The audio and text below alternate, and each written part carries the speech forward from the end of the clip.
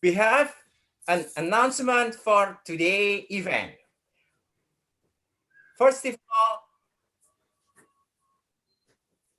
welcoming to Remark, I'd like to invite Professor Dr. Ikatus Raja MA, Advisory Board of the Indonesian Association for Japanese Studies.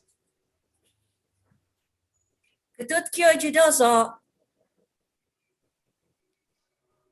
Ohayo gozaimasu. Ohayo gozaimasu.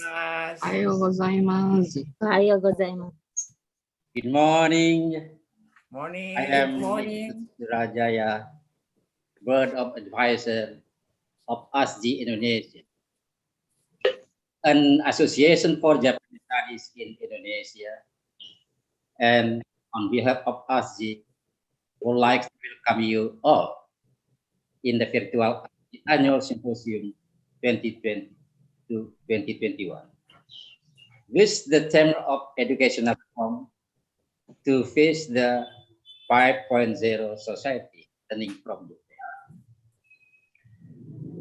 I would like to welcome to His Excellency Ambassador of Japan to Indonesia, Mr. Kanasugi Kenji. Distinguished Education Attached of Japan to Indonesia, Mr. Takahashi Yusuke. Distinguished Director General of the Japan Foundation Jakarta, Mr. Takahashi Iwiji. Distinguished Dean, Faculty of Humanities, Universitas Indonesia, Dr. Adrianus Lawrence Girung Paworo.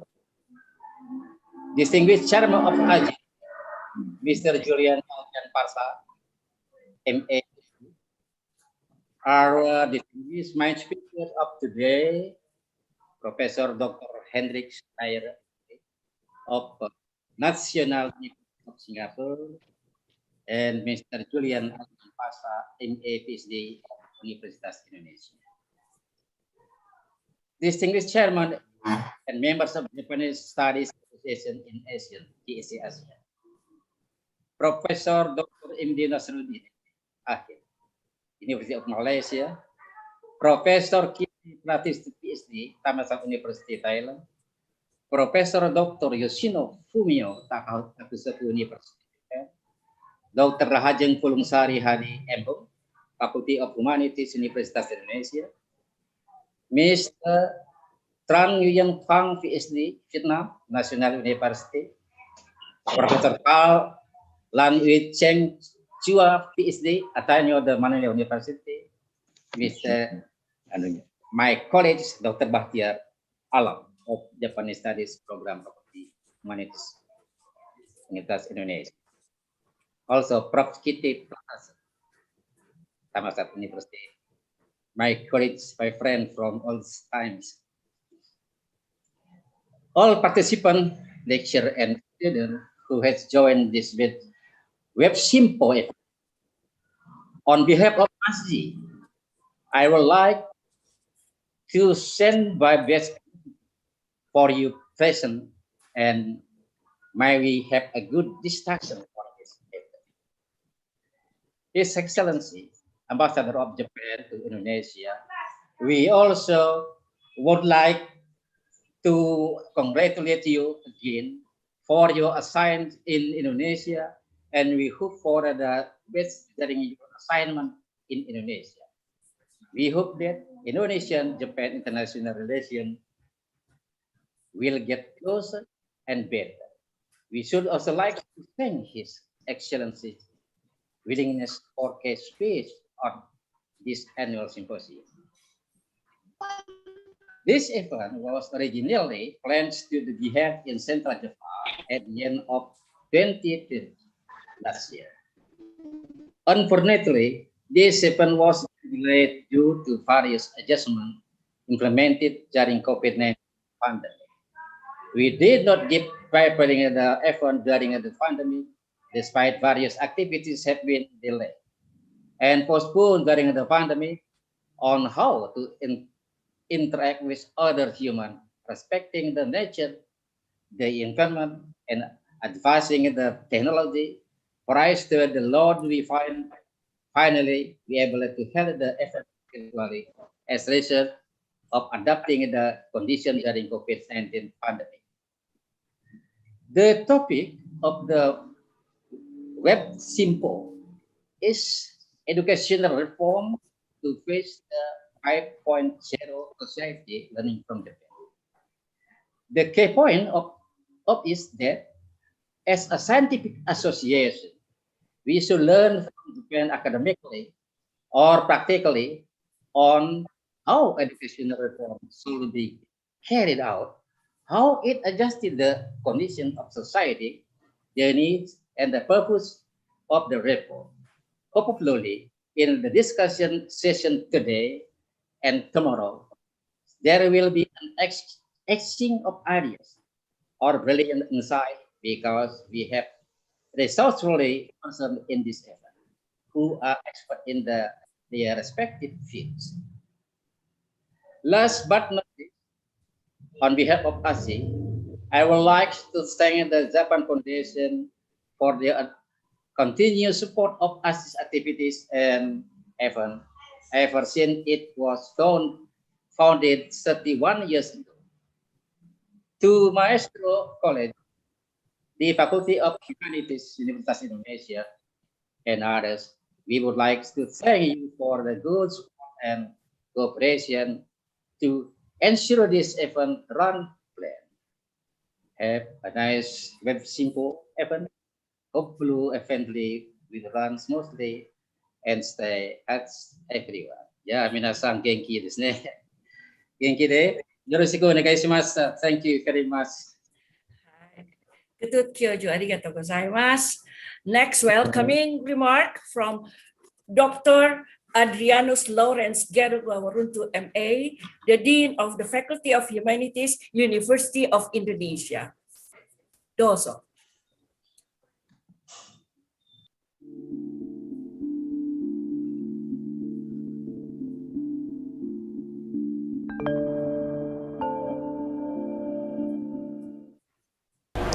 Good morning. On behalf of the Faculty of Humanities, University of Indonesia, I would like to express my heartfelt congratulations to the Indonesian Association for Japanese Studies, or ASJI, all the presenters and participants of the ASJI's International Symposium 2020-2021, entitled Educational Reform to Face the Society 5.0, Learning from Japan. In 2017, Prime Minister Shinzo Abe announced the Japan Society 5.0 project. This introduction made countries around the world, including Indonesia, eager to see what is happening in Japan with respect to its national strategy or policy. To prepare for Society 5.0, the Japanese government has been improving their technologies in many ways by revitalizing the education sector in Japan. By informing Society 5.0 through education, people are expected to be aware of higher technology issues as well as understanding of humanity issues such as equity, solidarity, and mutual respect. And Japan could partake as a fair model. Indonesia and other countries could see Japan as a country which elevates technology in many life sectors, but still keeps preserving the characteristic of society, culture, and tradition. Through the speakers at this forum, we will get an overview and explanations of what is happening in relation to Society 5.0, or maybe it is still at the Industry 4.0 stage, which is taking place in our respective countries. We can learn a lot from our colleagues at the same time exchange ideas among researchers. Therefore, I would like to express my appreciations and congratulations once again to the Indonesian Association for Japanese Studies for making this opportunity possible, and wish everyone much success for productive and enjoyable symposium by virtual from Jakarta. Thank you very much. Thank you very much indeed, Dr. Owuruntu. The third speaker, Mr. Takahashi Yuichi, Director General of the Japan Foundation Jakarta. Dozo. はい、皆さんおはようございます。 Ohayo gozaimasu. Selamat pagi dan Selamat salam pagi. sejahtera bagi kita semua. Salam hangat dari The Japan Foundation Jakarta. 私はインドネシア語でご挨拶をさせていただきます。Perkenalkan saya untuk menyampaikan sambutan ini dalam bahasa Indonesia. Wow. Sebelumnya, terima kasih atas kesempatan yang diberikan kepada saya untuk hadir di sini secara virtual. Perkenalkan saya, Takahashi Yuichi, Direktur Jenderal The Japan Foundation Jakarta. Merupakan suatu kehormatan bagi saya untuk memberikan kata sambutan dalam acara Symposium International Asosiasi Studi Jepang di Indonesia atau ASJI dengan tema Educational Reform to Face the Society 5.0 Learning from Japan. Atas nama The Japan Foundation Jakarta, saya ingin secara khusus mengucapkan terima kasih kepada beberapa pihak yang membuat acara ini dapat terlaksana. Saya ingin menyampaikan rasa terima kasih yang sebesar-besarnya kepada Bapak Julian Aldrin Pasha, MA PhD, Ketua Umum ASJI, beserta rekan-rekan ASJI yang mengkoordinasikan pengembangan studi Jepang di Indonesia, terutama untuk pelaksanaan simposium pada hari ini. Terima kasih kepada Dr. Adrianus Lawrence, GW, MA, Dekan Fakultas Ilmu Pengetahuan Budaya, Universitas Indonesia, beserta rekan-rekan FIB UI yang telah berkenan menjadi tuan rumah untuk pelaksanaan simposium kali ini. Dan saya juga sampaikan terima kasih kepada keynote speaker yang bersedia untuk hadir dan berdiskusi bersama kita semua pada hari ini, Bapak Kanasugi Kenji, Duta Besar Jepang untuk Indonesia, dan Bapak Takahashi Yusuke atas pendidikan Kedutaan Besar Jepang di Indonesia. Juga kepada main speaker Profesor Dr. Hendrick Maya Olay, Nasional dari University of Singapore, dan Bapak Julian Aldrin Pasha, MA PhD dari Universitas Indonesia. Juga kepada setiap pembicara dari dalam dan luar negeri yang sudah hadir di acara ini. Saya yakin kita semua yang hadir di sini dapat belajar banyak dari para narasumber kita. Terima kasih banyak. 本日、基調講演者として、参加を、引き受けてくださった、在インドネシア日本国大使館の金杉大使、同じく在インドネシア日本国大使館の広報文化部、高橋祐介一等書記官、加えまして、メインスピーカーとして、シンガポール国立大学のヘンドリック・マイヤ・オーレ教授、インドネシア大学のジュリアン・アルドリン・パシャ教授、その他諸外国よりご参加いただく講演者の皆様へ感謝の意を表します。また、本日の国際シンポジウムを通して、講演者の皆様を学び、実り大きいものになることをお祈り申し上げます。Transformasi digital telah mengubah berbagai kebiasaan dan cara hidup masyarakat termasuk di dunia pendidikan.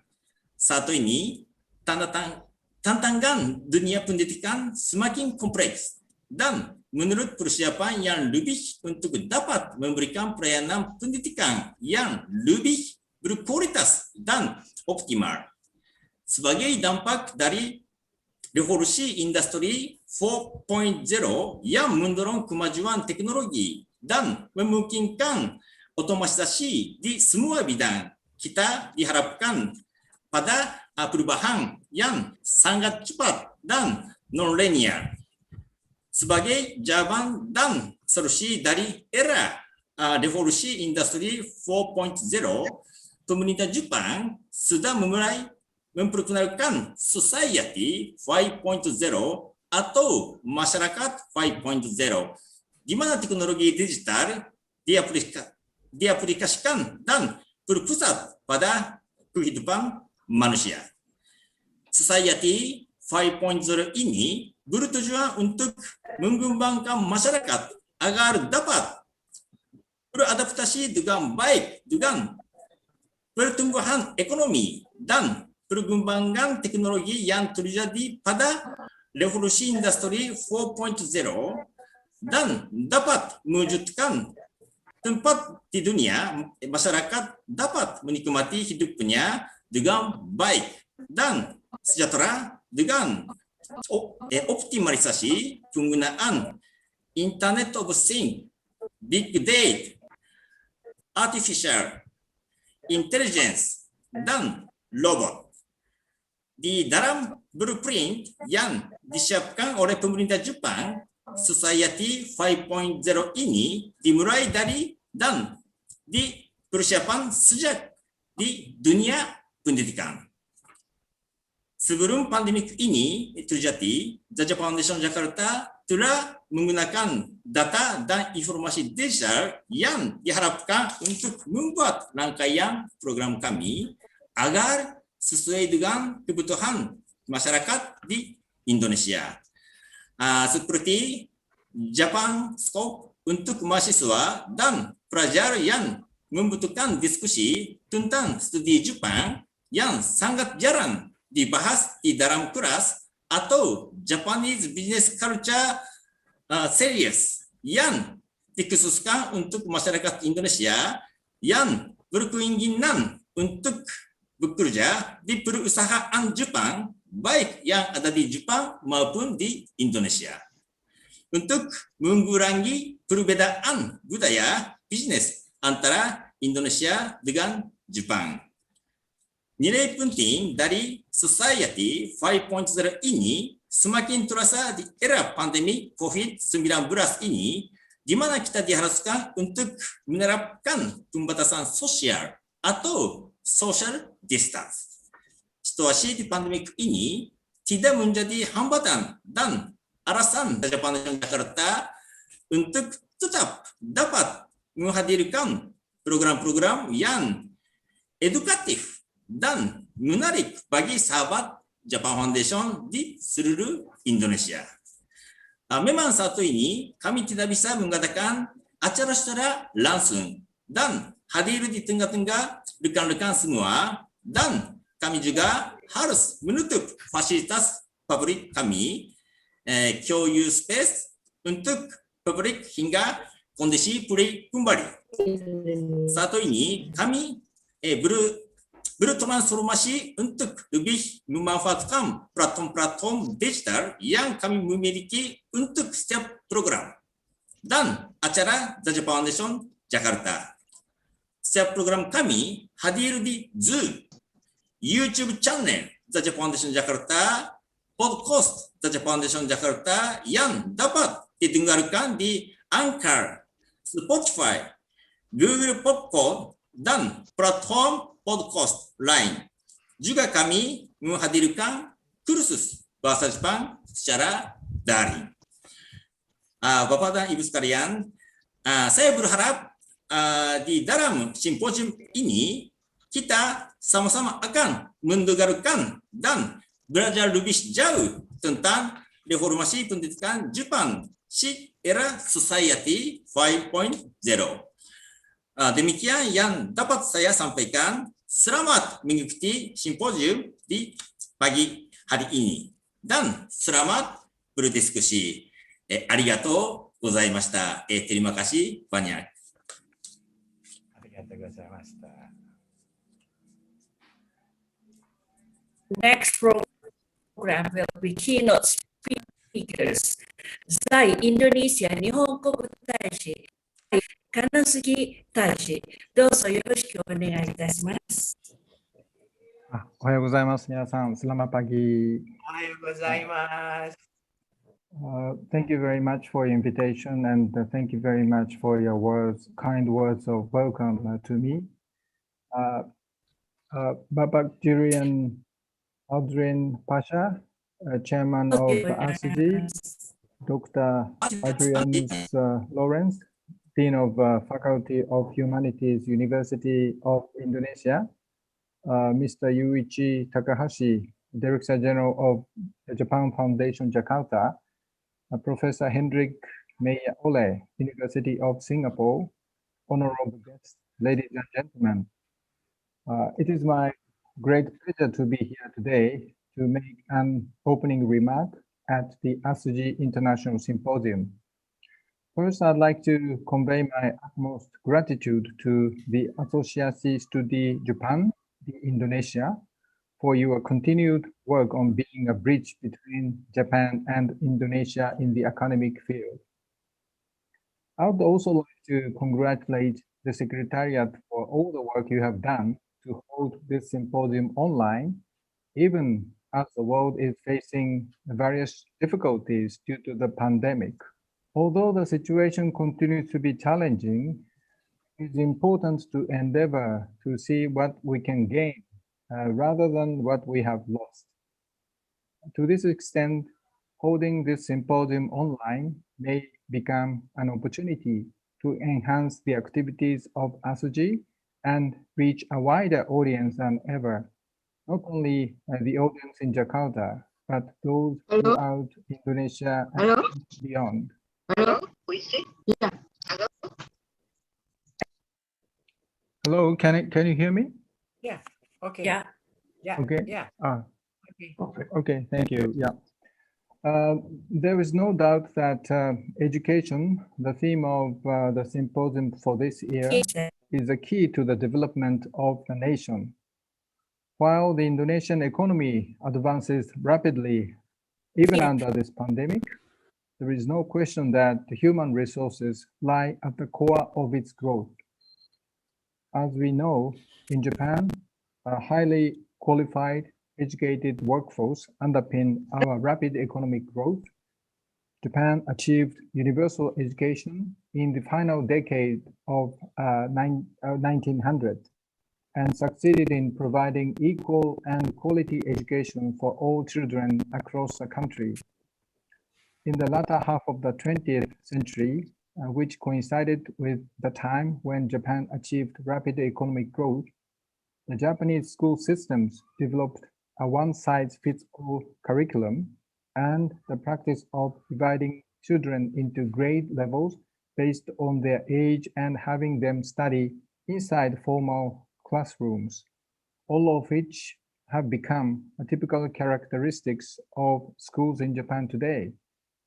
Japanese schools are unique in the way they serve as a place not only to teach children academic knowledge, but also to educate children in all aspects of life, including character building.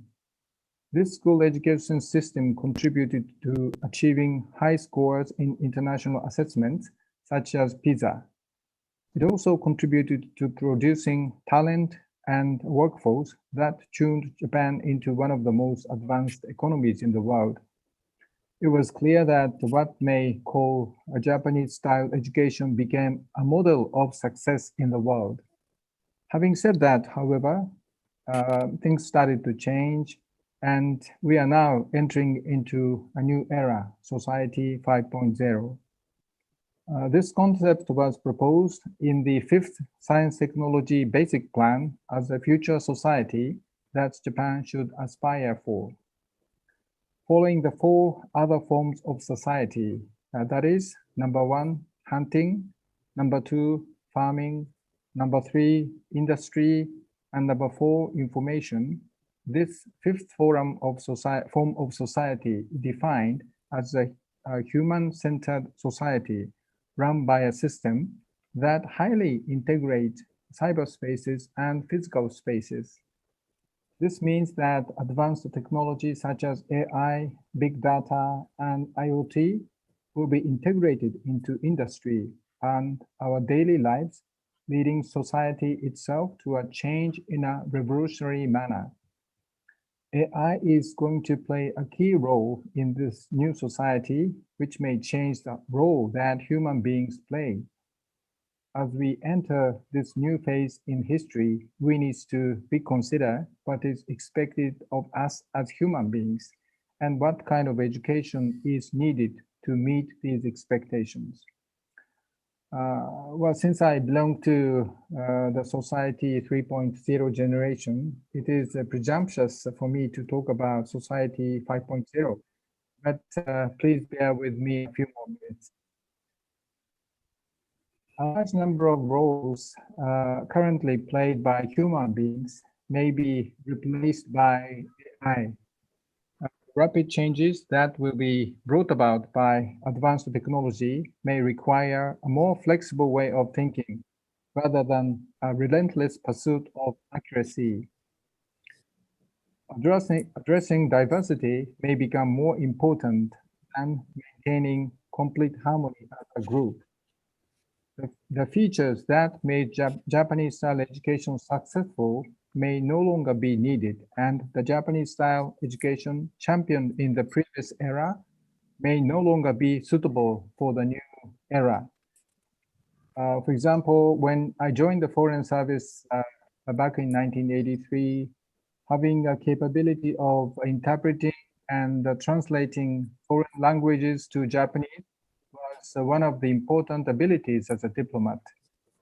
Of course, having a good command of foreign languages remained very important, but at the same time, we are increasingly relying on auto-interpretation and auto-translation in our day-to-day life and work. So with this in mind, starting from 2018, the Ministry of Education, Culture, Sports, Science and Technology in Japan discussed the new forms of learning that will be needed with the arrival of Society 5.0. The Education Ministers Advisory Group meeting on Human Resource Development for Society 5.0, which was formed under former Minister of Education Hayashi Yoshimasa in 2018, published a report and concluded that we need human resources that can lead a new society to discover and create knowledge, which can serve as sources of innovation. To be more, number one, we need human resources that can create platforms to connect technological innovations to societal needs. And number two, we need human resources that can leverage and extend AI and data in various fields. Following this report, the Japanese government studies to use Society 5.0 as a keyword in considering the future shape of Japanese education.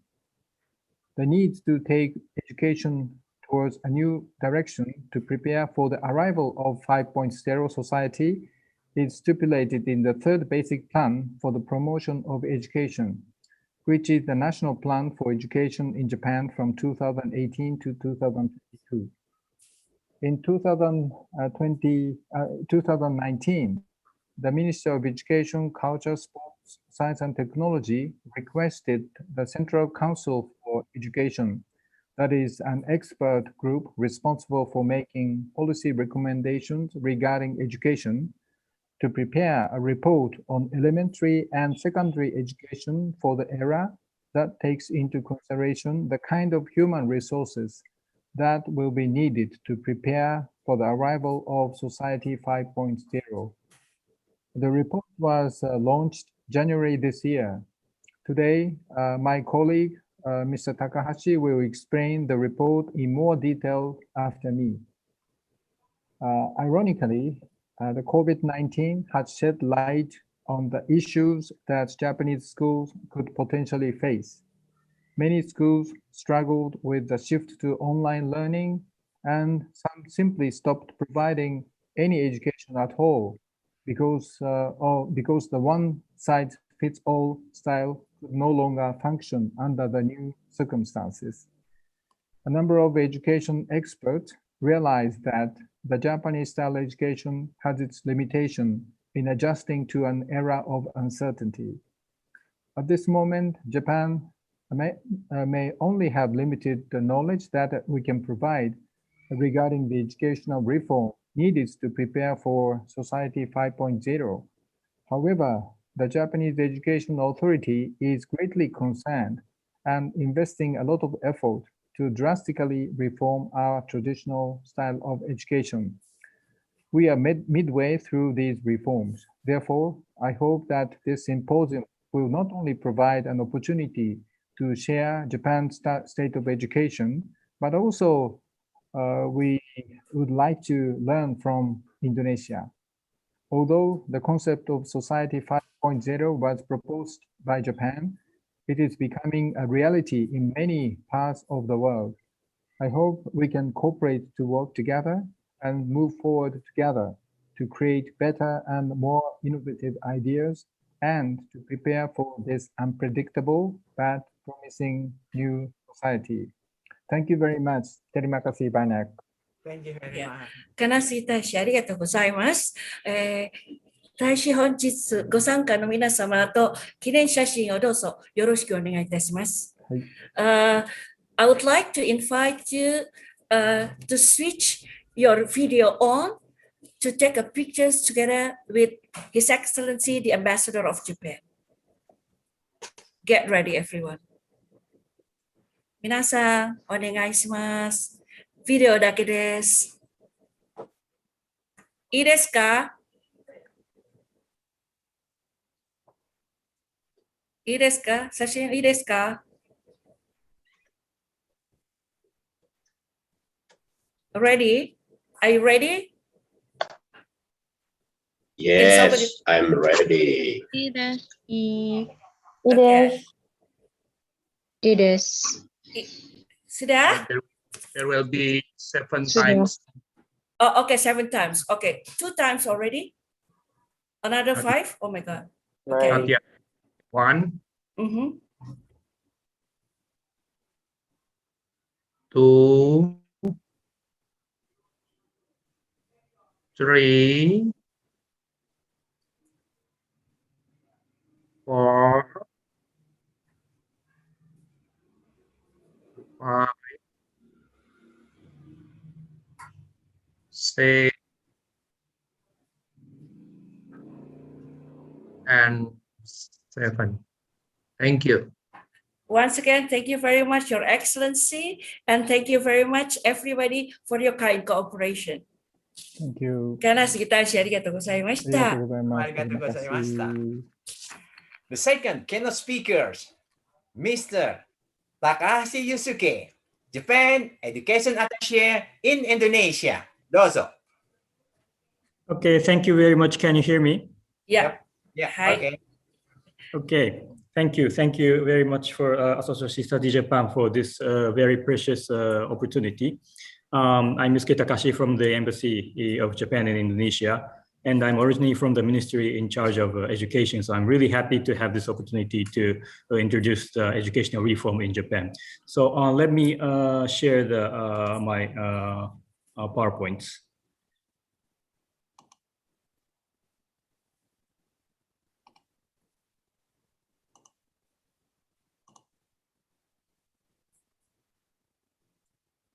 Okay, can you see the presentation? Hi. Okay.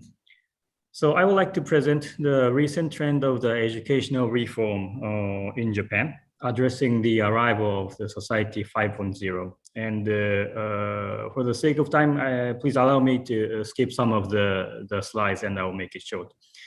So Society 5.0, as explained by Ambassador Kanasugi, is the fifth form of society following hunting, farming industry, and information. And we can say we are now in the middle of between society 4.0 and 5.0. So what exactly is society 5.0? To put it short, it highly integrates cyberspace and physical space. So we not really the physical thing that we are going to interact, but there's some of the virtual thing that coming into our physical life. And so how does it change the education? So one of the very typical characteristics of the society 5.0 is the development of artificial intelligence, AI. So what will happen? What will happen if the AI will develop? So it will change the industry to lead the changes to the way of working, and new types of human resource are needed.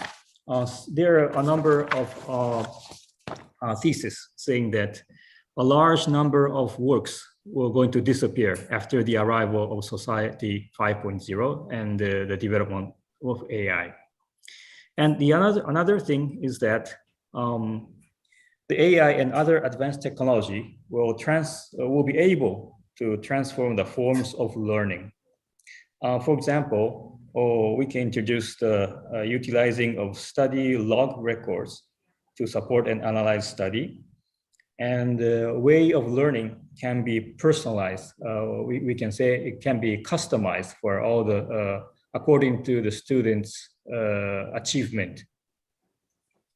And actually, as we are doing right now, advancing technologies will enable the schools to connect with other parts of the world. You can invite some of the lecturers from other countries to the classroom so that they can interconnect with the person which you will not be able in the past. So these are the new types of human resources required for Society 5.0, already being explained by Ambassador Kanasugi. This is the recommendation from the ministers' meeting on human resource development for Society 5.0. And the words highlighted in yellow, these are the keywords. It's like discover or create or connect. So it is not like just memorizing and receiving information, but it's more like the students need to create new things and discover the issues by themselves. And it is really important to connect with different part of the field to make the society more sustainable. And also, we should be careful not to be managed by AI. The human being need to manage AI from our side. So it is really important to have information about AI and data and information technology. So here I just want to mention that Society 5.0 is nothing that the words that is not only used by the ICT experts, but it is mentioned in the official governmental documents. And this is the third basic plan for the promotion of education. They say that we need to be prepared for the arrival of a Society 5.0, and education need to change accordingly. Okay, so now arrival of the Society 5.0 is expected, and this is going to be a very extreme change in the society that we have never experienced before. But children is going to live in this world, and they need to be prepared. We need to make sure that the students are not terrified with this for this extreme change. We need to make this change. We need to make children take this change positively. And we are expecting the children to be a creator of a sustainable society. And to do that, the traditional ways of learning need to change. The school education need to change. Having this kind of concern, Minister of Education, Culture, Sports, Science, and Technology requested the Central Council for Education. This is an expert group which has a role of recommending the way of the education policy in Japan. In April 2019, on how elementary and secondary education should be in a new era. And after a discussion for about almost 2 years, in this January, the report responding to the request from the minister was just published. And the report is named Establishing Japanese-Style Education in the Era of Reiwa, realizing individually optimized and collaborating learning, which develop the potential of every child. In Japanese, 令和の日本型学校教育の構築を目指して。So this is a brand new report by the Central Council for Education. In this report, first they talk about the what we may say the traditional type of Japanese style school education. In Japan, schools does not only develop academic ability, but play a crucial role in developing every kind of student activities. We say chi tok tai. Maybe this chart you can understand easily. Academic education and moral education and physical education. In Japan, schools are in charge of all these three aspects. It might be a little bit too generalized, but in other countries, academic education is the role of schools. Moral education is more done by religious institutions or home families. And physical education is done by local community, like sports clubs. But in Japan, basically, we take the three aspects all together. The second aspect is like Japanese education was ensuring the decent level of education for all students around Japan. So even you are living in Hokkaido, Okinawa, Tokyo, Osaka, you will be provided same level of education. And also we say that providing character education that leads to the highest level of politeness, diligence, and strong moral. This, most of you may know that in Japan, we do the cleaning after the lunchtime. There is no janitor at schools. Students, they clean the classroom by themselves. And some people say that this will lead to the cleanliness of the Japanese cities. And also, this is also the characteristics of the Japanese education, that we have a school lunch. This is necessary to ensure the adequate nutrition for students. But more than that, the point is that students will prepare the dishes by themselves and they clean it up by themselves. So this is one of the uniqueness of the Japanese education. So those are the good side of the Japanese education. And now we would like to talk about what we can call the negative side of the Japanese traditional style of school education. So school education in Japan was requested to provide education to develop equally qualified workforce who can contribute to support the rapid economic growth. So emphasis was put heavily on memorizing the answer, the rote memorization. And as a result, learning on finding issues and think about the solution is not developed enough. And also students are requested to do the same thing in the same way. And they're feeling pressure to follow the same way with other students.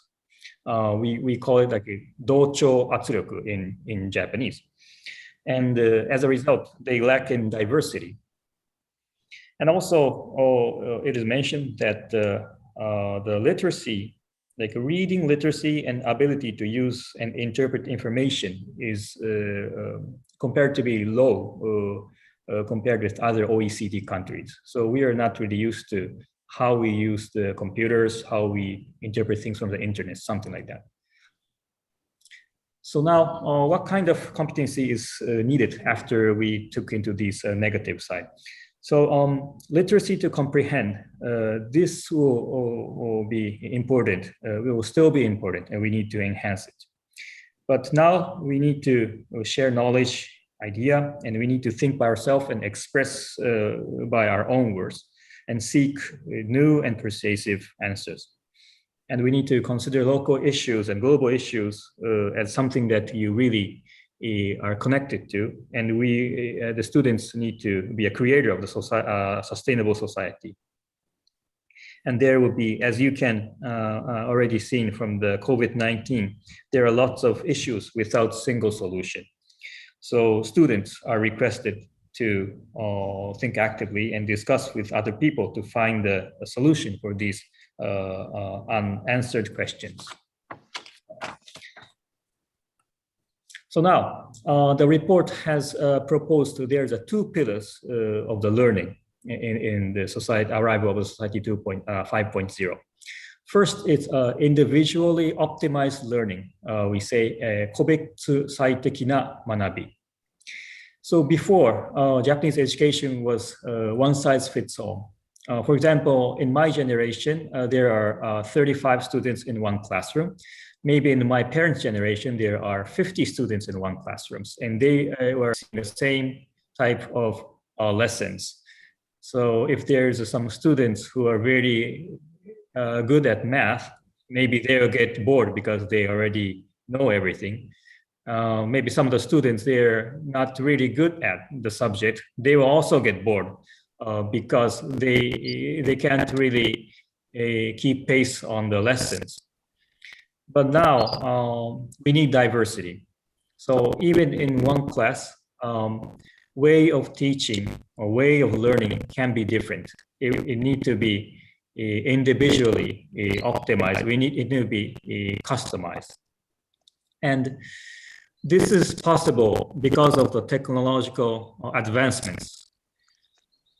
Maybe we can have a log for all the students, and teacher can check those achievement individually, and we can put the data of the student guidance or the health exam to kind of one portfolio.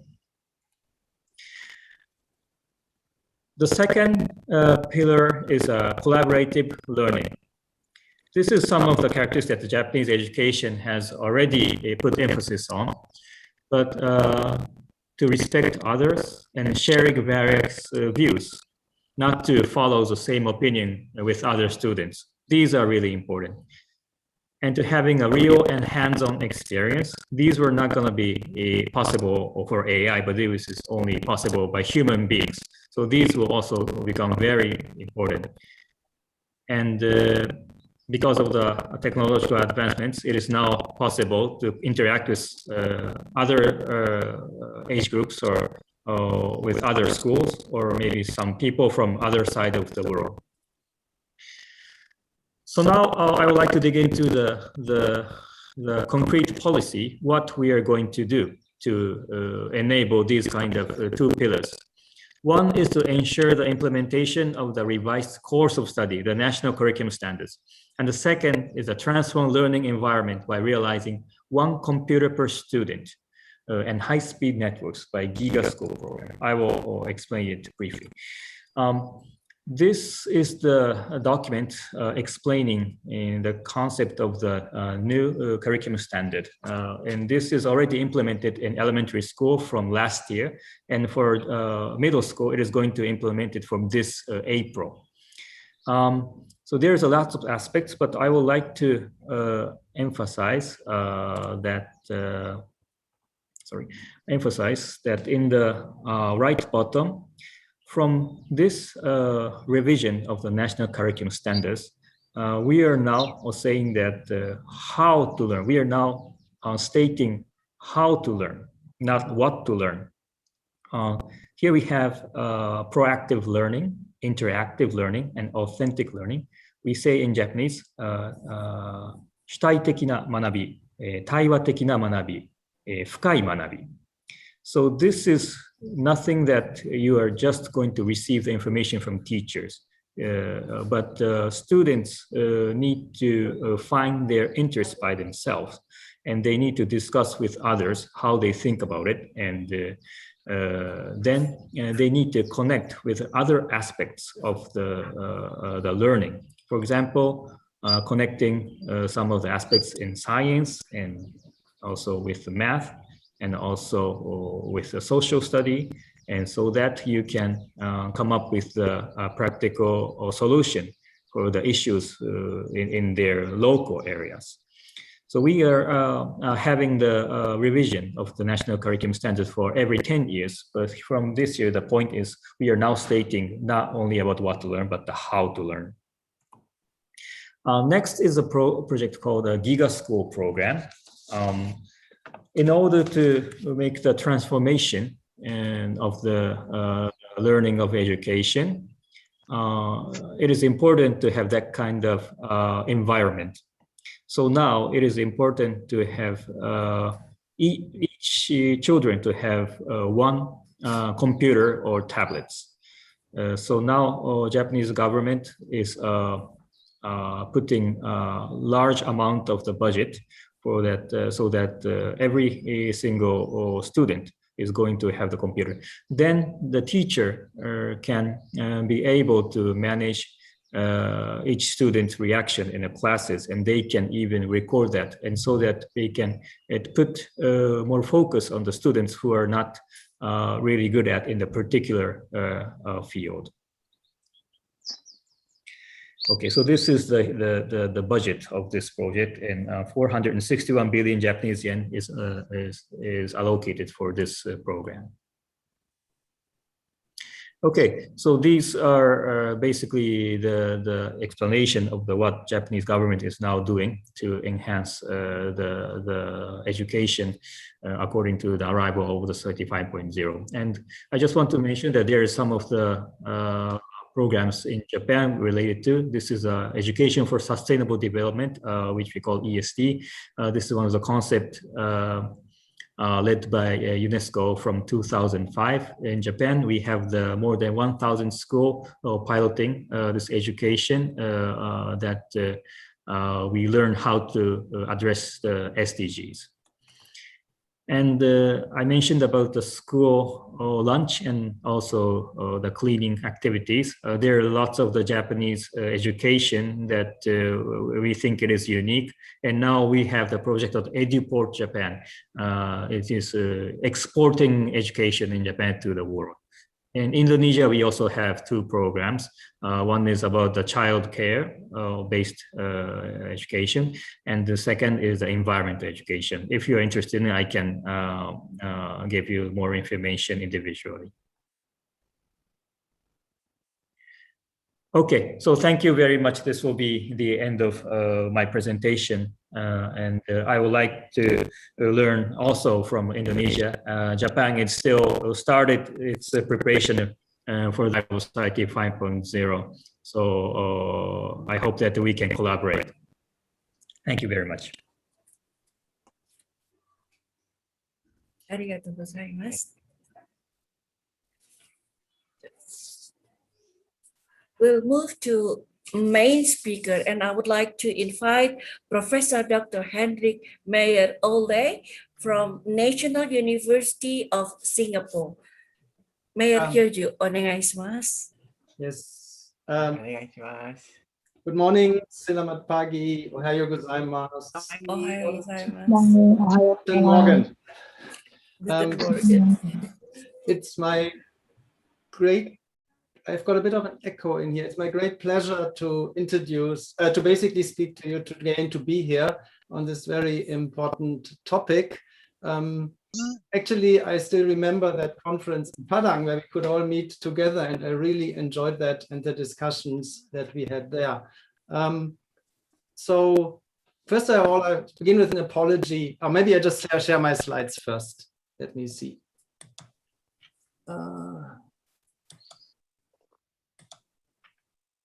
One participant shares. Okay, now I go. There we go. Okay. Can you see my slide? Yeah.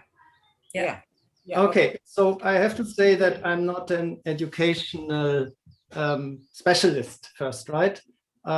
I'm teaching in a Japanese studies department, and my area is, of course, Japanese business, Japanese economy, and Japanese economic development. But of course, I'm working in a university, and actually our university, National University of Singapore, is also undergoing educational reform now. And I think in many ways, this is to prepare for maybe society 5.0, right? Because as was mentioned already, we are all moving towards that development. And what NUS has just done is it has brought together the students from the arts faculty and the science faculty into a new college of humanities and social sciences, where all the students will undergo the same kind of education for the first 18 months before we then split them into the majors. So that's 1,800 students about coming in every year, going into this first 1.5 years together. And if you look at the curriculum, it is really to prepare for the grand societal challenges, for digitalization, and in very many ways for, I think, what was mentioned for Society 5.0. So what I would like to do today is I would like to talk about how I understand Society 5.0. And I think it's really something that is developing. So it's very much in flux, right? And as was mentioned already. So I will talk about that from my perspective, approaching Society 5.0, how I understand it, also how we can talk about it maybe from an academic perspective, and then what consequences it has, especially for university education. So because I think, yeah, that is where students then from area students come into the, I think, environment, right? So first of all, I think what I really like is that Japan finally has a vision. When people ask me, what does Japan have to do basically, I always said, not look backwards, but have a vision that is looking forward. And I think this is really what the Society 5.0 does, because I think Japan throughout the 90s, 2000s, even beginning right until now, Japan has been too much looking backwards, somehow thinking that the period of the bubble economy was when Japan was really doing well, and Japan had to return to that. So it's really good that we finally see a forward-looking vision coming out of Japan. And I think it should be a vision that addresses the realities of Japan, a vision that recognizes strengths and weaknesses. What I'm interested in is who was involved in the process of developing the vision and who set the priorities. And here we've got this image again. I don't want to talk too much about it, but well, Society 4.0 is probably where we are today, an information society, connecting the intangible assets as information networks. Though I think many countries have seen that even that hasn't functioned all that well when we are looking at how COVID-19 was handled, right? How did we bring there was a lot of information around, how did we bring it together to come up with a coherent strategy? For example, I was in Japan the first 6 months of the last year, and it was very interesting to see how it was discussed where Japan was really in terms of technology, and how everyone was still using the fax machine to basically transmit information around. So where are we really? Are we in 3.0, 4.0, and what will happen in 5.0? I think what I found very interesting, and this is from the government web pages, how closely Society 5.0 is linked to revitalize the economy, how it was basically seen to bring back growth to Japan, potential demand for new things and services resulting from the fourth industrial revolution. Japan, of course, tries to have things that has some advantages, so it can avoid the social friction as experienced in other developed countries, because it's argued that Japan actually was suffering at the time when it was developed something of a labor shortage, so wouldn't face unemployment and other issues that countries would be facing when AI would make possibly some workplaces redundant. And then, of course, Japan thinks it's competitive is in accumulation of real data from markets, approximation to software, hardware, and approximation of software and its different fields. So basically, and this is what that said at that time about education, and it very much talked about someone who is not just in one faculty, but who sort of combines different areas together. So a person that's much more rounded in its education here. Though interestingly, what is combined here is business administration and engineering. it would have been interesting to say possibly why not combine engineering and philosophy or political science here, because I think as we saw during COVID, that might be really what should come together here.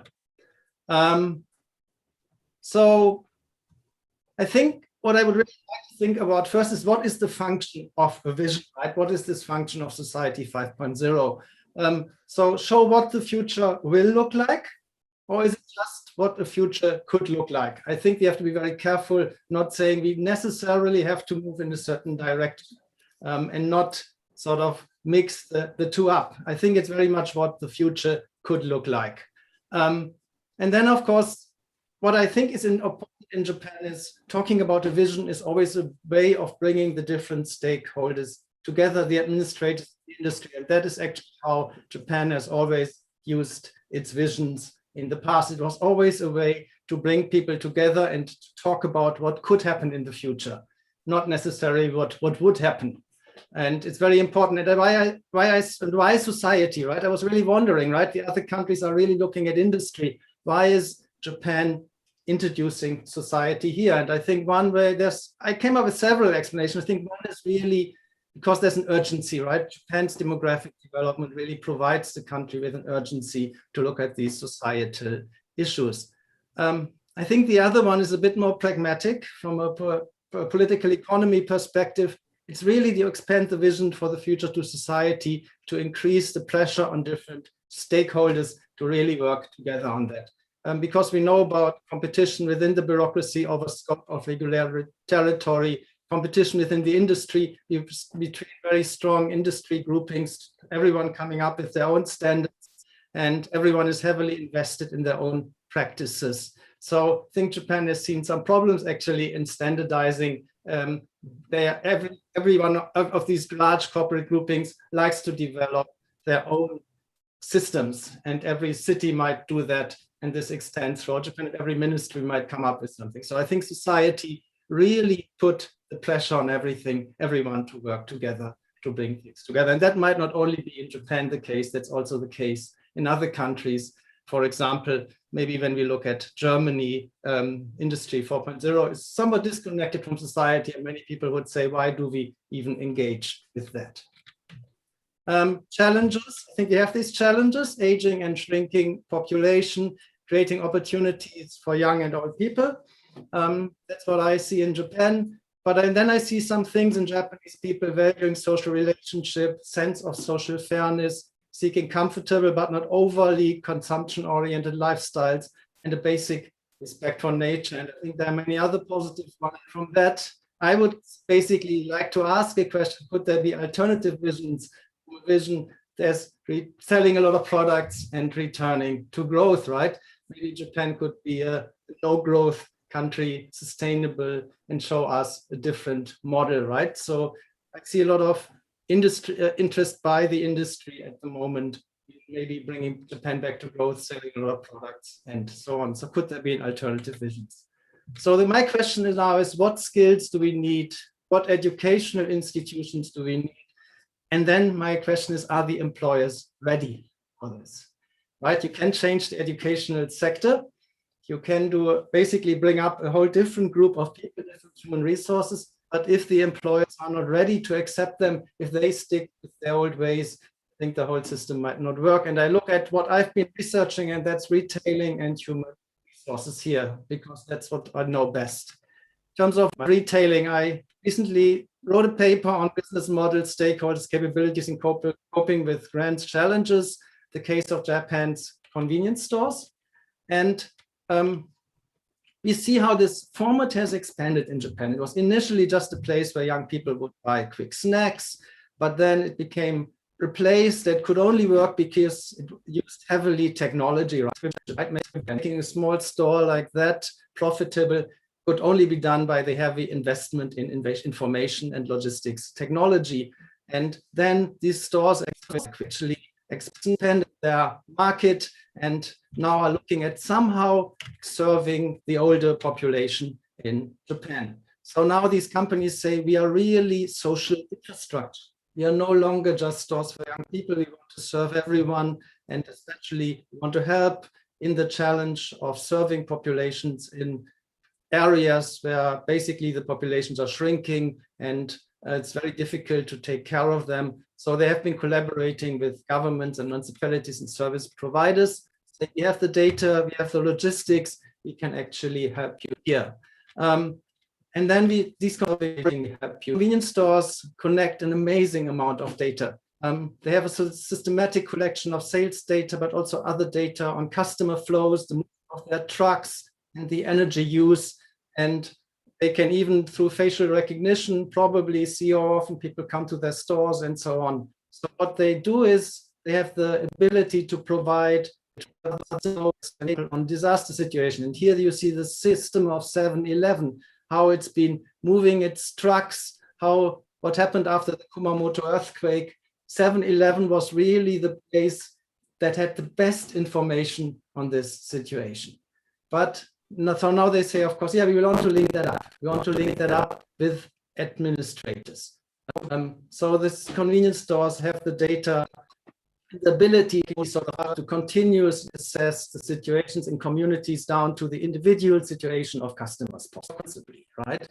Because they track who comes to their stores, who does not appear in their stores, even how long people stay. They could do all that. So there's a lot of possibility, but they need people, of course, to use that data. And then I think they should work together with other companies in working together, right, in sharing this data. So currently 7-Eleven has its very own today, so on. So they need to bring that together. So information, basically all this has become talks too much about that. But they really have to bring the interests of a lot of stakeholders together today, and I think AI and or better information is one way of doing that. So you can basically rationalize the stores. You can monitor communities, but they still need to be able to react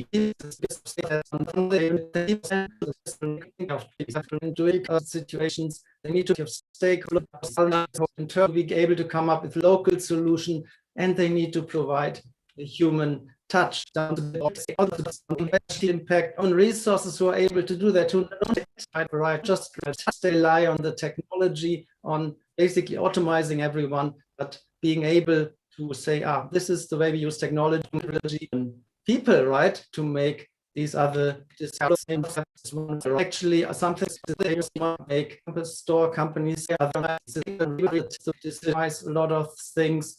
But then they say we always, because now elderly people are coming to those stores, convenience, and they want to talk to someone. The contact we can automate with the customer, not to bring AI together. A very good case study to see how this can be Japanese convenience stores. Should be studied to see how this is not just how they do it, but also how they educate their staff, how they train the human resources to work with that. So I think very interesting development. Reform, but what I've seen is how it is proposed to bring down the barriers between departments and faculties, introduce liberal arts education, focus on equipping students' communication, language, technology, to do what the industry wants. It says we don't have these people who can actually code and analyze data in Japan currently. It's on integration between businesses, students, communication, language, business, introduce business principles into university government, and make universities. So this is.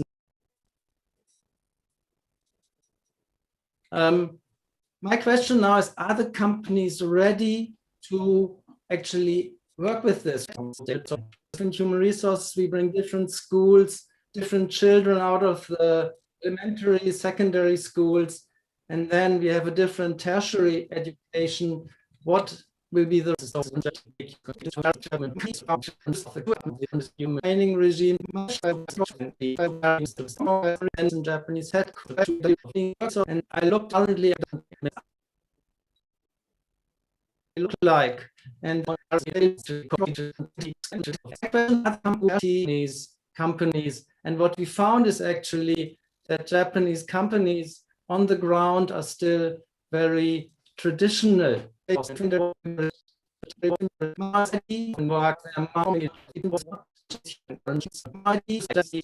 Basically what they want at the beginning at specific corporate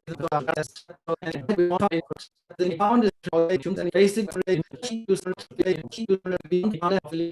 the beginning of the Japanese people's education. What do companies need in the long run? They talk about the creativity and everything, but if you look at what's happening on the ground, really the companies still want very traditional image what the labor force really ask them about the ideal HR manager. They don't want the individual professional who has all the different skills. Rather, they want people of different experience in the team. But there are a lot of awareness of what they supposed limitations within the Japan's relationship-based system. Some limit how a person will react and things like that. They think basically based on the human relationship, they know better, or they know best who will suit into what object. So a lot of skepticism, I think, about the possibility of using advanced HR technology. Companies say, yes, we want people who are globally competitive, different skills, high, and we want operational matters often still take priority. So my question is, the universities might have to reform, but are the companies ready?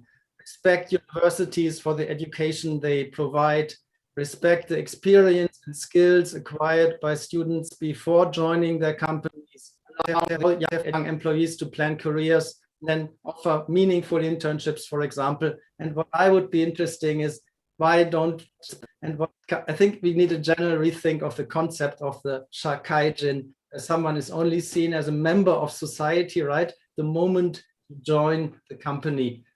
So most of the things you actually do before joining the company don't really have value, but I think our students have a lot of ideas and we should really recognize them for what they are, and we should take their ideas seriously, not just say, oh, I want to join a company, then we can start bringing them in, train them properly, and then eventually after maybe 10 years, they can contribute. I think our students already can contribute, at least if we educate them the way it was shown, right, in a primary, in a secondary and tertiary manner. So if the education system changes, I think the companies also have to change. I think that there's some, they know that, but it might be difficult to implement that for them. So generally, I have questions about educational university reform. I think, yes, we need the skills to adapt to changes in knowledge and technology. I think education, university education is certainly no longer about educating elites. It needs to be affordable. And of course, our students need to find jobs. I think we see research and education has become highly specialized, and there is a need for integration to tackle, right, the grand environmental and societal challenges. It needs to find jobs, the need for integration to be done from the perspective educated with data and to understand societal and environmental challenges. But my question is, there only one model of doing that? So what I think is the educational reform, when we look at it, needs not just to look at what is happening elsewhere, right, but needs to take into regard the particular situation of countries. So not just, for example, follow what the US is doing. I think when we look at liberal arts education in the US, a lot of that is for students possibly to catch up on the sciences. But if we look at what Japan and Singapore have, our students are already quite good in the sciences, right? So maybe the liberal arts education in a Singapore, Japan style at least could do something different. So, but generally we need to discuss what roles do university currently play, what are the strengths and weaknesses of the current school system in each country? How are the work processes organized? What is the employment system like? And we will see, I think, quite a lot of differences in each country. Currently, the Japanese employment system is very specific and also has an influence, of course, of the way that the education system is organized and the other way around. I think then we also need to see that educational reform needs to cater to all, I think, stakeholders. I think when I look at what currently in Japan Society 5.0 vision, there's a certain, I think, priority of business interests, primacy. And also even when I look at Singapore, we always talk about the business person now. We very rarely talk about the teacher, the social worker, the politician, or the artist as a future career. But I think we need those people, right? We need those people to discuss what a society 5.0 could look like. We cannot just always look at the business person and say, basically give some primacy to someone who works in business. So what do they need, right? And I think then also I think universities need to continue to be places for creativity where free thinking is possible and encouraged generally. I see a lot of, I think that's not just for Japan. We also spoke about Singapore or Germany or other places here. I see a lot of, I think, initiatives at the moment to basically turn universities into places that really narrowly basically cater to the interests of certain groups and say we have to really educate specific skills. But I think we need to be places to be creative. And I think this needs to be possible and encouraged. And I want to end here. Sorry for possibly going over time. Okay, thank you very much. Perfect. Thank you very much.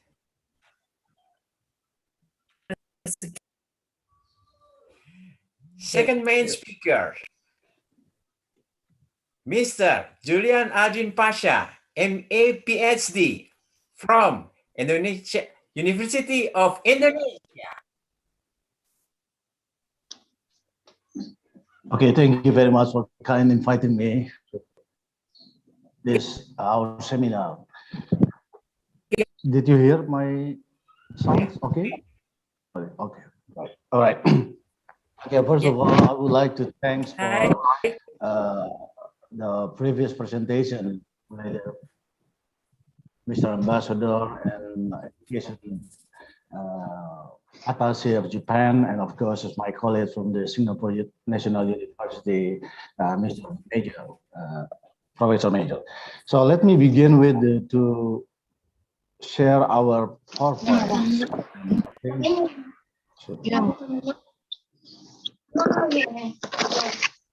Sorry. Okay. Can you see me? This.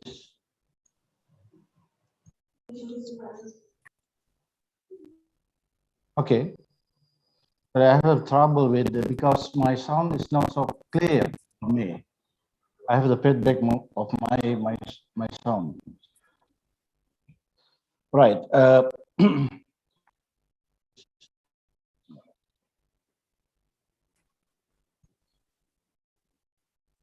Sorry. Is it okay? Can you see my PowerPoint?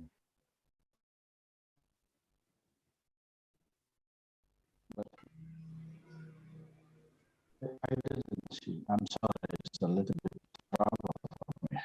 Sorry. Okay. Now. Okay. Is it okay? Is it for you? Yeah. Great. All right. Okay, let me begin with my title, my presentation today. I would like to address title on two parts: society 5.0 by a policy of perspective. Let's go to see what will happen in Japan with the Indonesia. In my view, some of us probably don't see the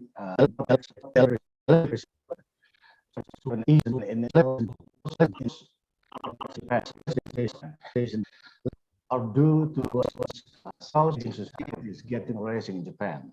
But actually, if you see this chart, we can understand that actually the trend of the comparison of number among 5 years older population for the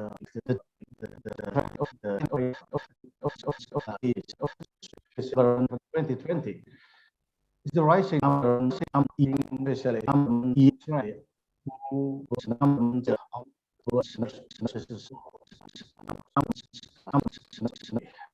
view of the setback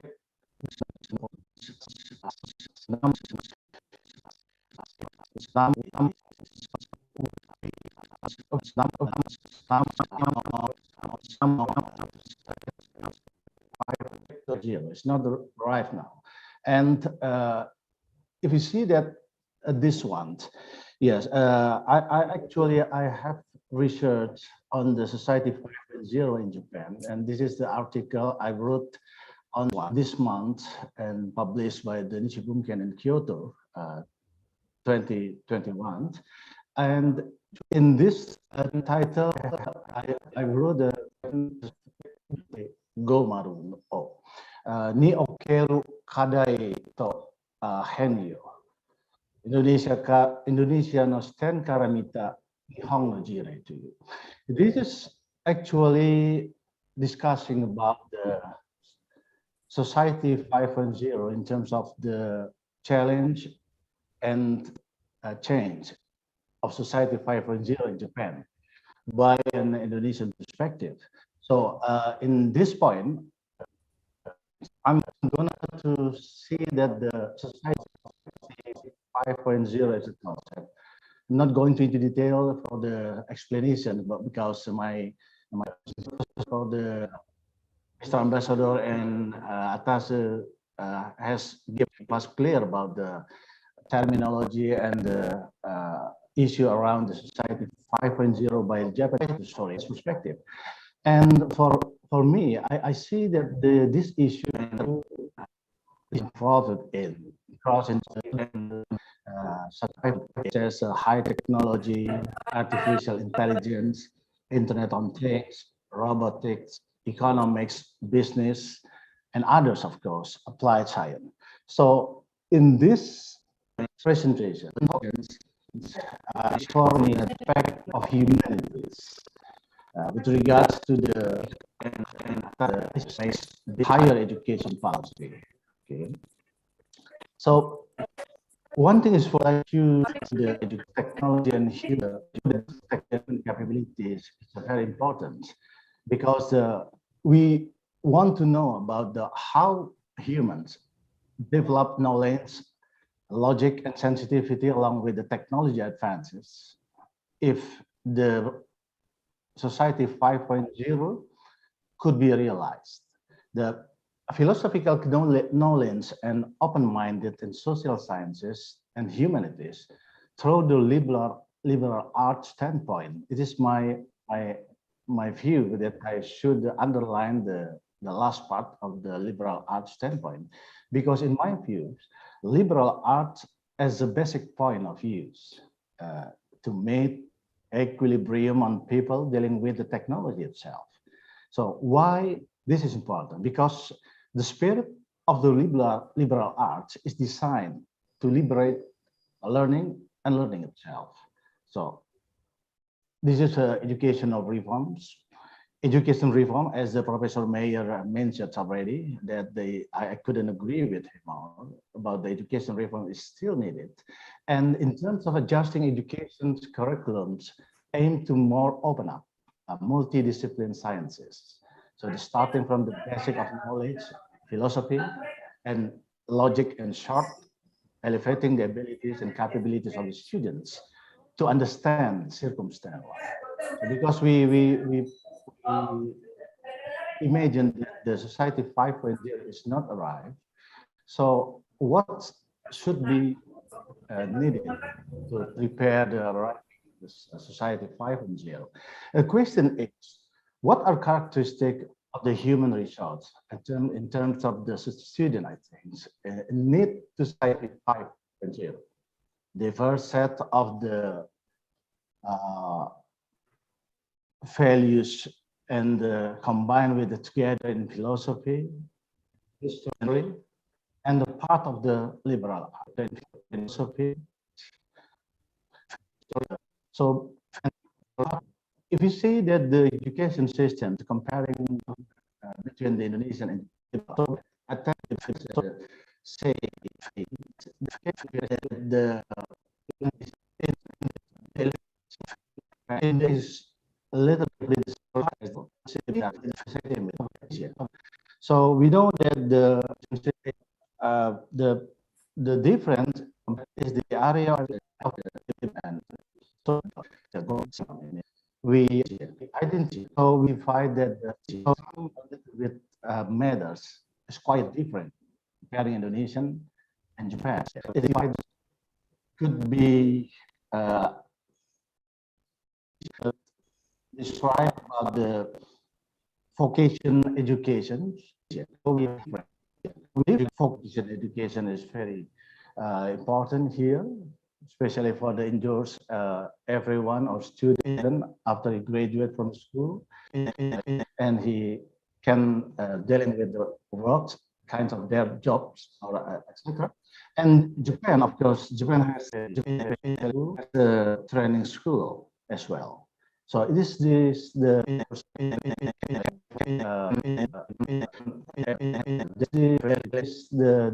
Indonesia and the special training education in Japan is a little bit, but as Indonesia, we know that the terminology of the liberal art, but necessarily new. The terminology is we know it's common in the targets because the liberal art is try to it common in the like some universities.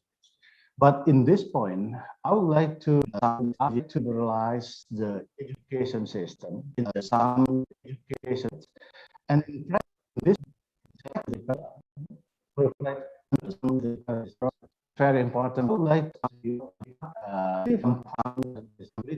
because it's very important freedom system. Freedom.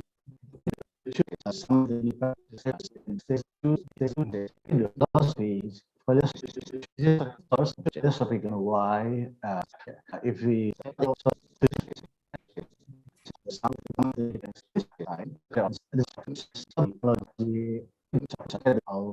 meditation of use of philosophy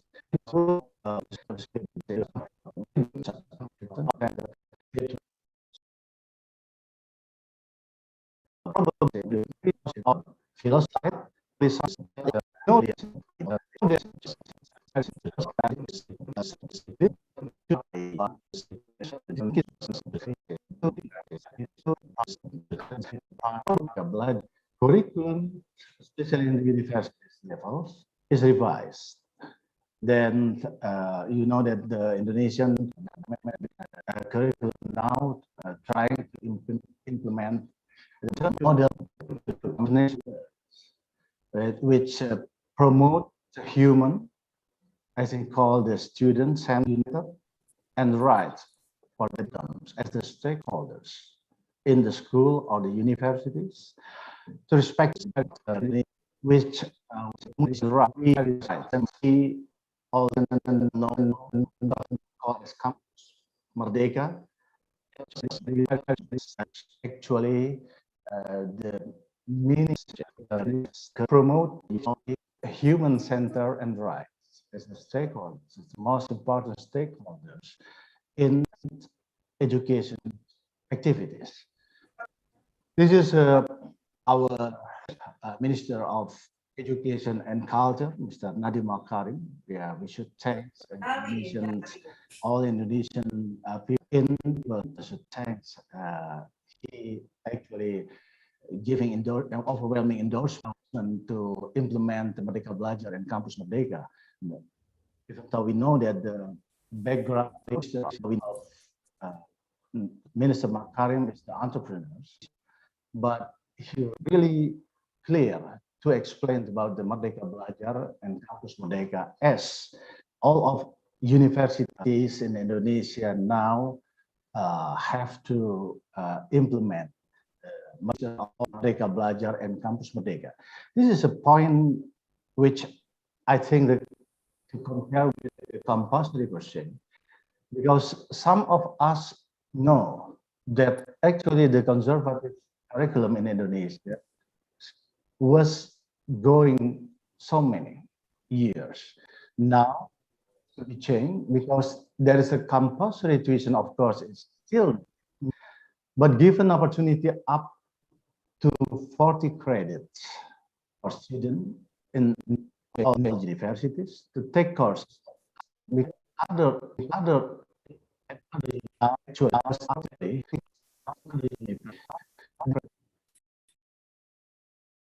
study within the university. It could be possible to take for essentially lines all of the 20 charts, the change of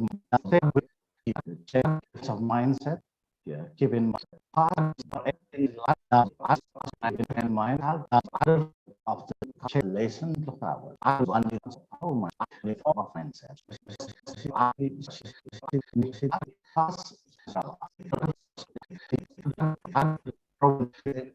Other processes are related by the you spend class. But now that paradigm is shift. Because it's based on the, it's not based on the hours of the classes, but anytime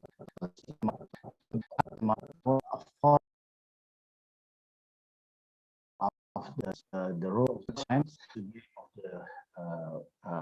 the credits itself. But it's not only at the class of the universities. This is the important part, marginally, the difference between the past one and now is going on all of the universities in Indonesia, because we have to imply that we have to implement the Merdeka Belajar and Kampus Merdeka.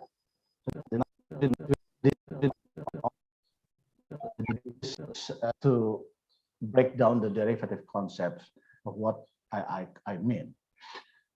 Philosophically, called the derivative concept of liberal art, because why I should mention this, because in my view, liberal art is absolutely similar with the perspective now still going on in some universities, the other universities, because it's the derivative paradigm of the why? Because the non-universities, if you compare with Japan and universities in Japan should be education minister, education attaches say that the level of the elementary and the secondary the level of the schools in Japan also did as well. The past era, we know that the human is not the center. Human wasn't a center, okay, and the students wasn't the center.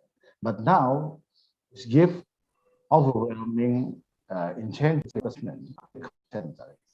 to human or student as the center, and give the right for choose or take courses and etc. So about the systems, think about if, once again, if one society 5.0 becomes a reality, okay, this is important because I would like to address my social science perspective. We don't know, sorry, one okay, go into detail discussion. in technology itself, or the computer, like to use it, but like to robot, basic human knowledge in philosophy, character, so it should be with the part of the cyber side, the cyberspace, and the other humanitarian, including the character, logic, the way of thinking about the philosophy itself of that. So this is yes, I think I don't want to go detail about this one, but you know that the right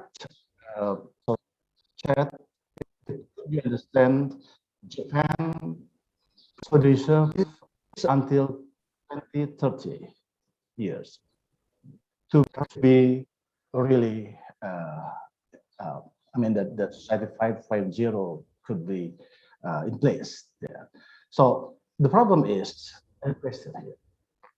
If we discuss about the society 5.0, you know that some of us probably don't see that it could be realized at one time or one day, because it's like a utopia. And I think some of us probably could imagine that it could be, right? And this is one of the reasons why this brings up questions. Okay, not self.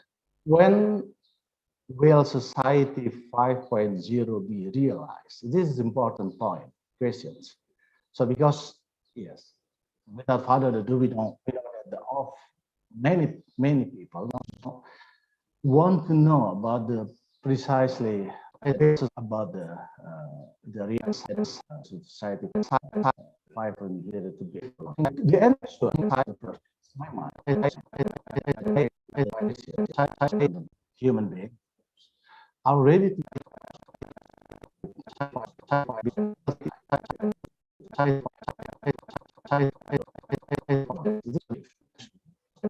if the quick 5.0 be realized, it depends on when the human are ready to change and accept the change.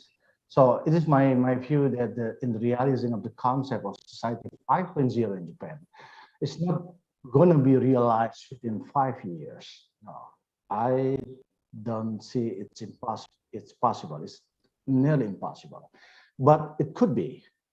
It's about the take time. Will be taking time, perhaps 20 years from now. Of course, probably even more than 20 years to come. Okay. I think this, because some of us maybe keep in mind that is this really impossible or not possible or not. But let me try describes the light descriptions about the. If we can imagine that now, we now live in society 4.0, right? Some of us call as revolution 4.0, of course. So we know that the explanations about the milestone of society from the beginning, society 1.0, 2.0, and at the latter part at the 4.0. Now we are living at the society 4.0. So why it is a little bit difficult to imagine that it could be or not? Because if, in my views, if we look at the setback several centuries before, we imagine or we see that we are not living. Okay, it's just imagine. So we are living in society 2.0, an agrarian society before the 17th century. So at the time people probably couldn't imagine that they are moving forward for the society 3.0. You know that at the society 2.0, the people work at the farmlands using moving and while the society change entering the society 3.0 in the industrial society, they don't need, they didn't because any vehicle or robots, no, not robot, I think they don't identify the robots at the time. But machine like the tractor is it the human worker in terms of the working at the farmland using hoses and so on. So I think I have to stop here, and maybe because we have the question and the person in charge to be moderators, and I am pleased to be moderating our discussions. So, okay, can I continue about this discussion, or I give the MC first? I stop here. Thank you very much. Sorry, I didn't. Go ahead. Just go ahead, sir. Go ahead. Okay, right. All right. Now we come to the discussions for the, especially it's just limited to the two speakers, right? Professor Major and I respond the questions. So please, if any questions from the floor, please don't hesitate to raise hand, or probably you can directly explore deliver questions from Professor Hendrick Major or me to discuss. But two questions, please. Sorry, I mean the two requests. Please identify yourself and mic on. Mic on. Thank you.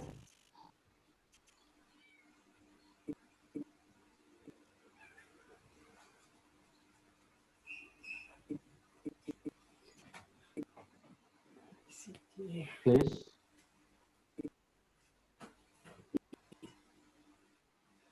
Probably in the chat. Okay. Maaf, yang di This chat is a question, some questions, I think, Professor Major.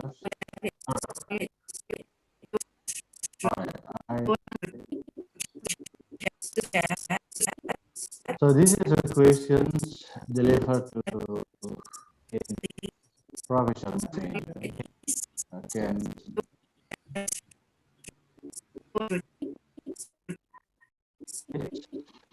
Delivered.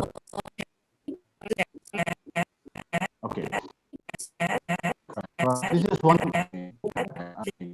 will be a member of society.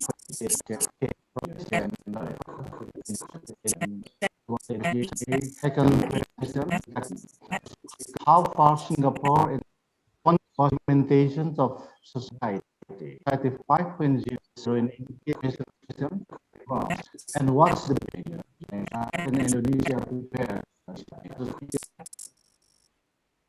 implementation? The question. Sorry, sorry. I have a big trouble with the my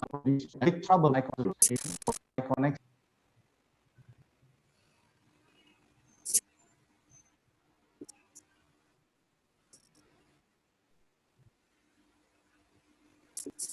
Okay, please.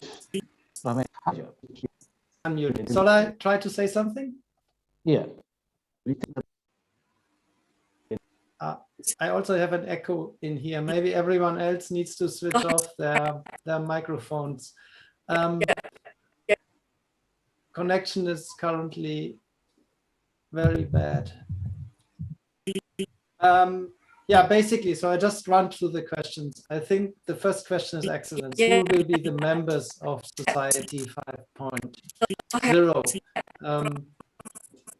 So, and I think, I'm not sure whether the people who come up with this vision have really thought enough about that. Thought it should be everyone, it should be inclusive, and it talks about diversity and inclusiveness, but sometimes related to the interests of businesses in there and not to possibly sometimes the other sectors of society. Also, when putting together these versions, who really contributed to that But I think this is really what we should think.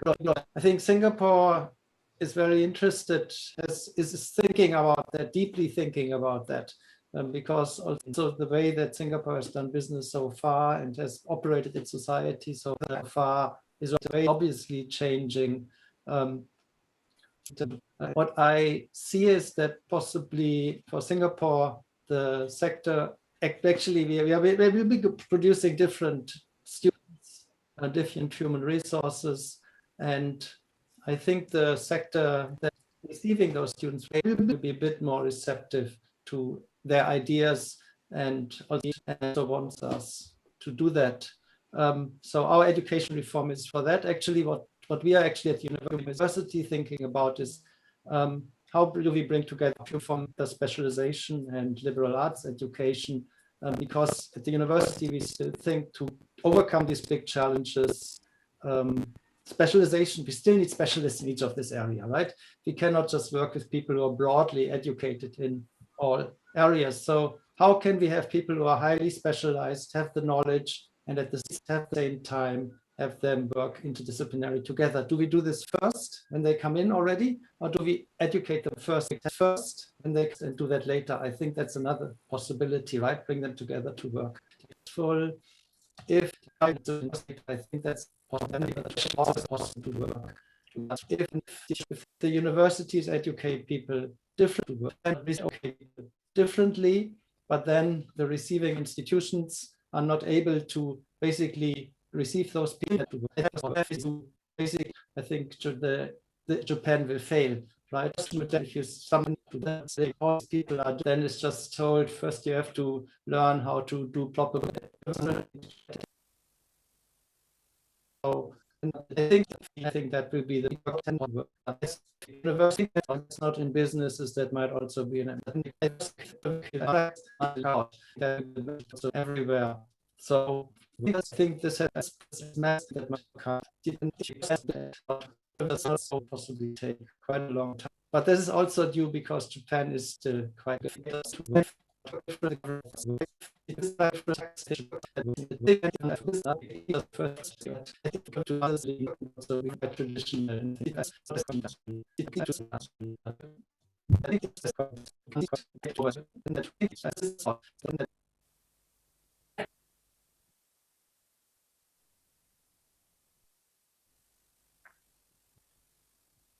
I'm so sorry. I want to be able to hear clearly. It's a trouble with my connection, I see. Oh.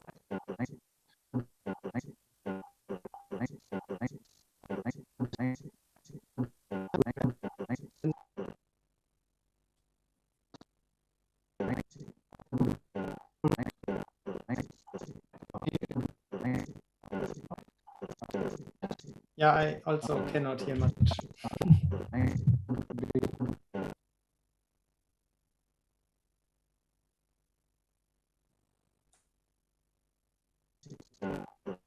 You can go on with your questions.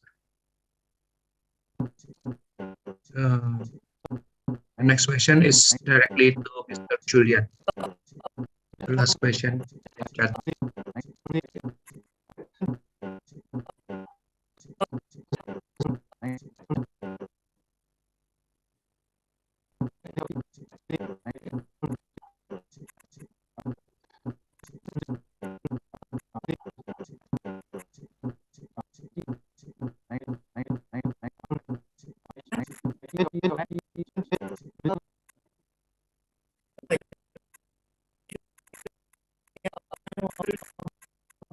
Hello.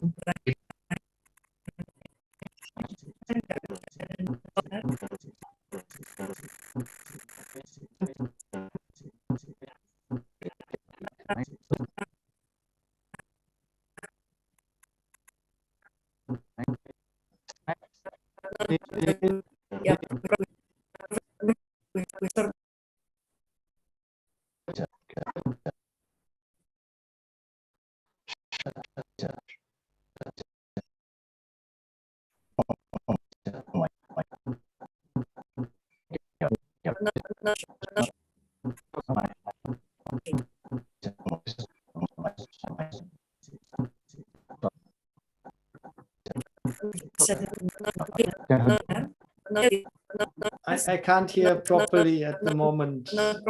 Really, just get some. Can you hear me?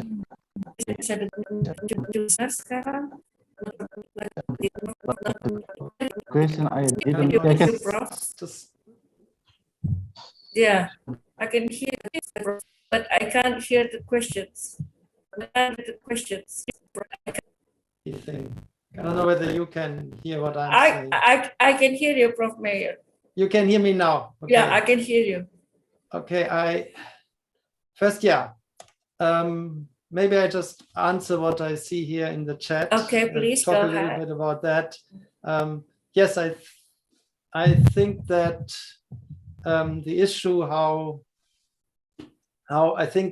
this sort of the whole infrastructure is distributed in countries and who can be members of Society 5.0 is a major issue. And I think within Japan Society 5.0, there should be some global aspiration. Japan is very much focusing on building infrastructure at the moment, and maybe the experience of taking infrastructure to all over Japan, but also the country in applying that infrastructure to other countries. And I hope that, and I think that the Japanese industry actually hopes to do that. Japan was always very good, right, in providing infrastructure overseas and have other countries develop their infrastructure networks. So I think this focus is very much in line in what Japan has always done, first set the hardware. But I think we should not forget about the software, and some have said that possibly other countries are stronger with regards to that, right, once the hardware is there. So I really think we need some international cooperation here in developing this. This cannot be a single country's effort. A lot of countries and the whole society and global society has to come together to do that. And I think if that happens, Society 5.0 can really be a way to solve a lot of the problems that we globally have. That was, I think, one question. I think asking how long it took for Japan how long did the 5.0 program experience in Japan take from preparation to success of the program. I think we both argued that this program is still very much in its sort of visionary stages at the moment, visionary to get the country continues to think how then to implement the other things based on a more structure to get this. I think it was going on in Japan at that time, but of course we should continue studying what Japan is doing. Really any.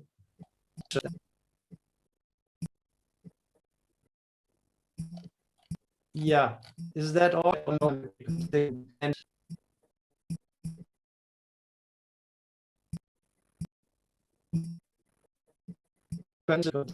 right, do you hear me? Do you hear me?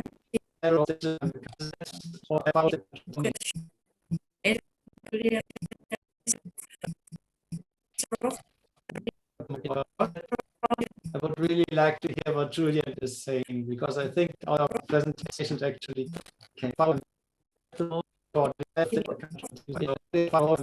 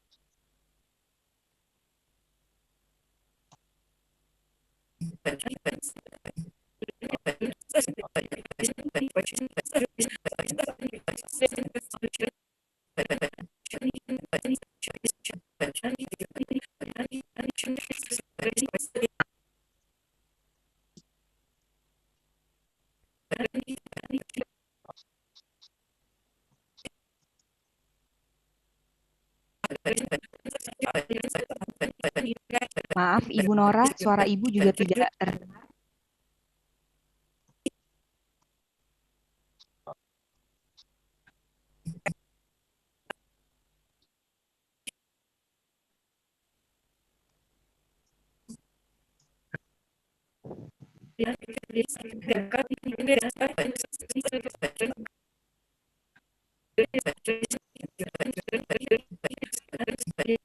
Sama sekali tidak terdengar, Ibu.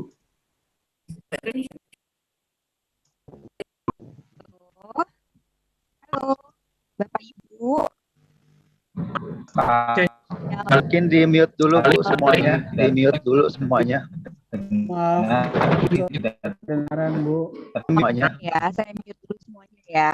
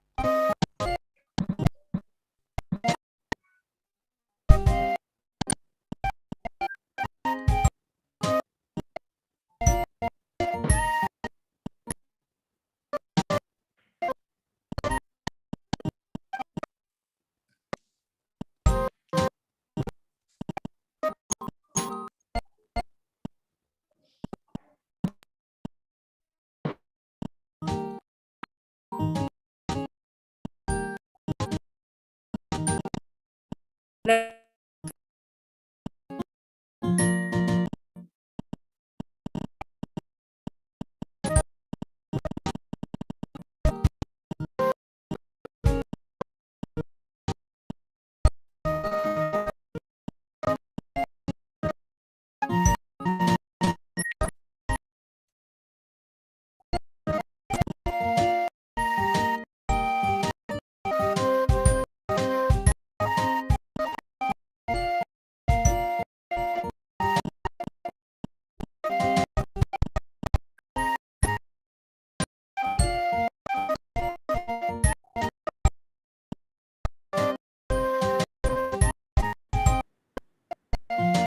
ラさん聞こえます？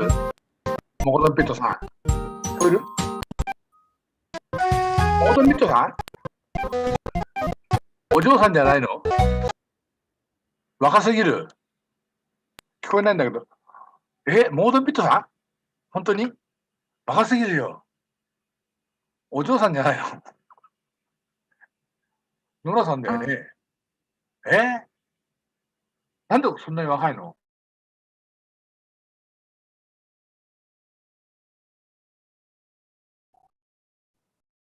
？Silakan kepada Ibu Nora untuk acara ditutup dulu. Kita akan masuk di sesi kedua. Ibu Nora. Masih di mute. Suaranya Bu Nora. Ya, Ibu Nora.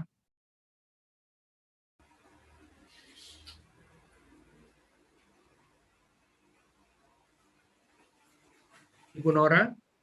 Suaranya nggak ada, Yes. Mbak. Silakan, Bu Nora. Okay. Distinguished guests, ladies and gentlemen, apologize for the bad signal at the moment. And we'll take apologize for it. We will be back 10:50. Let's be back at 10:50. Thank you very much for your kind cooperation and understanding. Please just repeat. どうもありがとうございます。はい、大変申し訳ございませんでした。はい、大変申し訳10分休憩しますので、よろしくお願いします。10時50分、お戻りくださいませ。10時50分です。10時50分です。よろしくお願いします。はい。10分。Bisa dengar? Can you hear me? Bisa dengar? Can you hear me? Anybody can hear me? Not clear? Bisa dengar? 10 menit. Saya bisa dengar. 10 minutes. Ini sinyalnya buruk jadi 10 menit. Sinyalnya semua jadi 10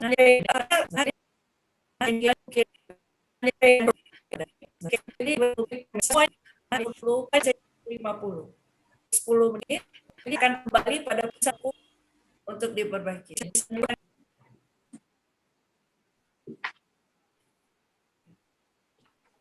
Ya, dan bisa pengertiannya. Selamat siang semuanya. 10 menit ya, kita kembali 10.50. Terima kasih. Terima kasih semua. Terima kasih. Oke, sinyal ini semua buruk. Jadi rasanya kita mesti tindakan untuk tidak pakai video dan tidak pakai jadi hanya bicara saja. Jadi semua mematikan audio dan videonya. Jadi aku juga ikut matikan dulu sekarang. Ya, punyanya Mbak. Jadi